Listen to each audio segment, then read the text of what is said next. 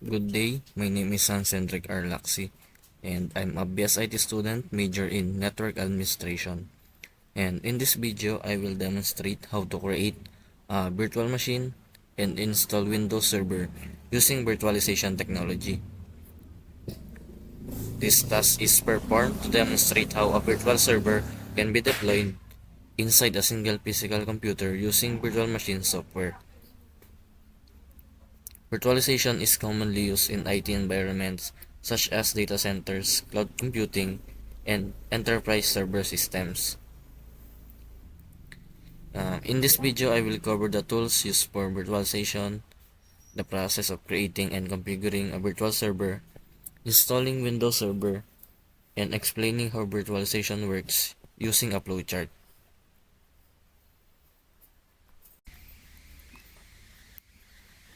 For this demo, I will be using Oracle VirtualBox as the virtual machine software. So you can find this in this site, and as you can see in the sa left side, pipili ka dito kung ano yung OS na ginagamit mo, and just click the blue button to download the VirtualBox. So sa part ko is na-download ko na siya, so pwede ko ng X. And next naman is yung operating system na install natin inside the virtual machine, and ito yung Windows Server. So may tatlo ditong Windows Server na pwedeng magamit, the version 2022, 2019, and 2016. Sa side ko naman is 2016 yung download ko, so and gumagana naman siya. So to download this, just click dun sa ISO downloads, yung 64-bit edition. Just click that button and wait for it to download. So sa akin is na-download ko na, katulad ng Oracle VirtualBox. And next naman natin gagawin is installation ng Oracle VirtualBox. Sa akin is na-download ko na rin, and ayun, magpo-proceed na tayo sa paggamit ng Oracle VirtualBox. So as you can see, may makita kayong Ubuntu and Windows Server on the left side. Itong dalawang to is yung virtual machine na na-create na. And pwede pa rin tayong mag-add ng isang virtual machine na Windows Server. So to add this, just click the new button.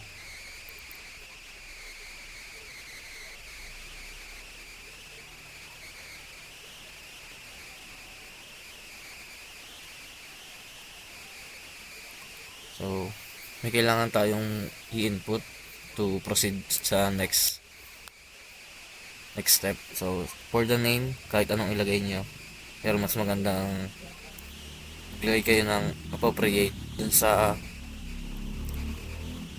server na ilalagay natin. So naglagay ako ng Windows Server 2016.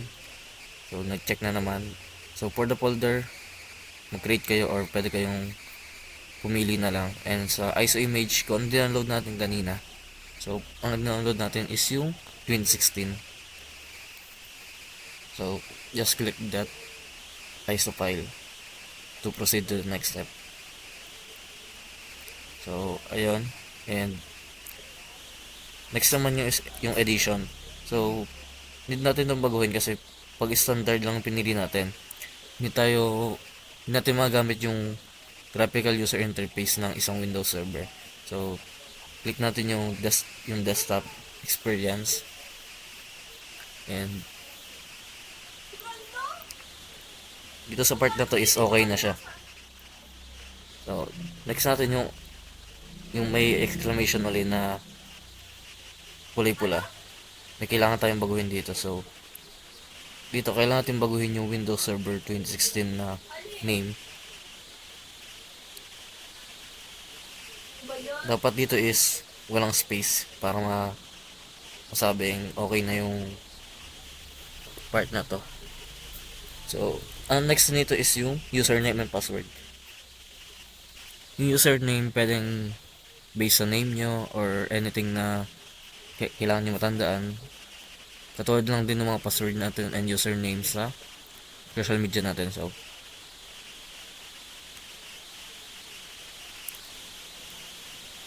dito sa part naman na to is hindi ko na binago yung username, pero binago ko yung password.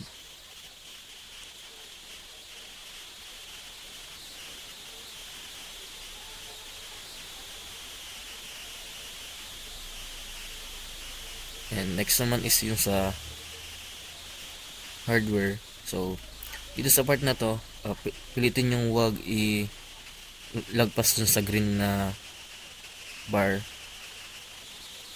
Kasi kapag nilagay natin dito is hindi may maganda yung performance nung virtual box natin and yung virtual server. Kasi yun lang yung kayang i-allocate nung resources natin. So mas magandang sa kulay green lang tayo maglagay.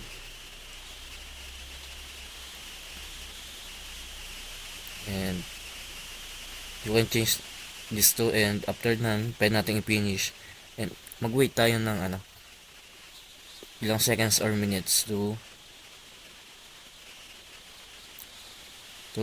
pop up yung yung virtual machine na create natin.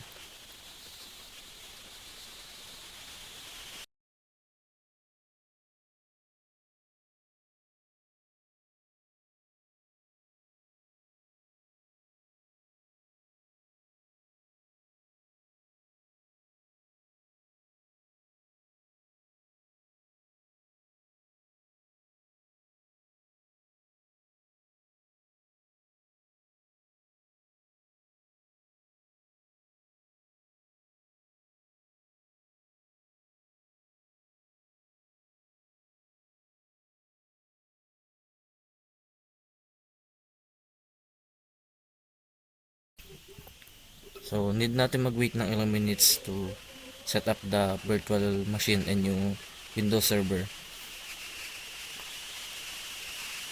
And ayun nga, need ng ilang minutes. So ipapas forward ko na dun sa part na okay na yung Windows, and makikita natin na pwede tayong mag-navigate dito.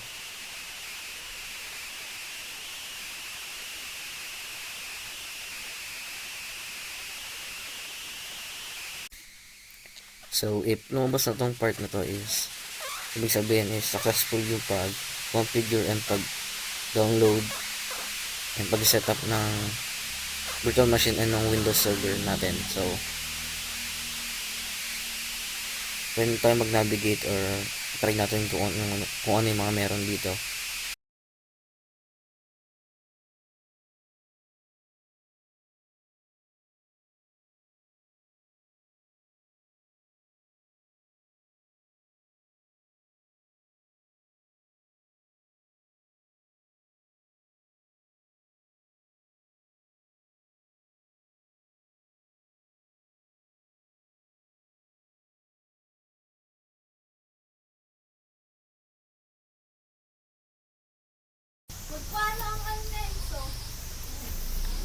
To better explain how virtualization works, I will now present a flowchart. So the process starts with physical host computer, which runs the host operating system. Yung physical host computer, ito yung example nito is yung mga RAM, CPU, and yung host operating system naman is yung Windows, Mac OS, and Linux. So the host operating system executes the virtual machine software, which creates virtual hardware such as yung virtual CPU, memory, storage, and network components.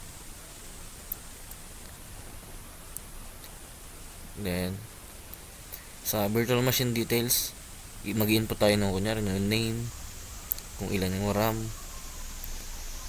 dun papasok yung part na to. And dun sa allocate virtual resources, dito na yung virtual machine, i-allocate niya na yun, yung i-allocate niya yung resources nung physical dun sa para mapagawa ng virtual machine. So kung yung resources is sufficient, nung katulad nung ginawa natin kaya nag-start agad na nag-pop up yung virtual machine. And if no naman, pwede natin i-adjust yung resource setting sa kaya ng physical computer natin. So, next naman is Windows Server installation. So, di ba nag-setup tayo, inhintay natin kung ng ilang minutes. Then, after nun, if successful, i-configure natin yung server, and if hindi naman, troubleshoot natin. So, if okay naman na, and next is yung output, lalabas na dun yung Windows Server na nag-run. Ayun na yung lumabas, diba, kanina na. Pwede natin mag-navigate, pwede natin configure kung ano yung gusto natin gawin dun sa loob. And this conclude na yung demonstration ng pag-setup ng virtual machine and installation ng Windows Server. So, thank you for watching.